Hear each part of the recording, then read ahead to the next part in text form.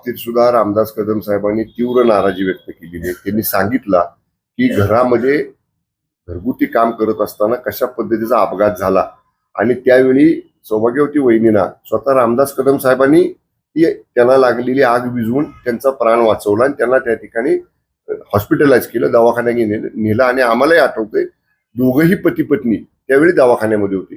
त्यामुळे अशा व्यक्तिगत बाबींचा एखाद्या मायमाऊलीच्या बाबतीतला असा काहीतरी आरोप करायचा आणि ते ह्याला उलट राजकारण म्हणतात की आता रामदास कदम साहेबांवर व्यक्तिगत टीका करायची आणि त्यांचे चारित्र्य हनन करायचं, त्यांची बदनामी करायची. हा प्रयत्न जो अनिल परब करतायत हा चुकीचा आहे.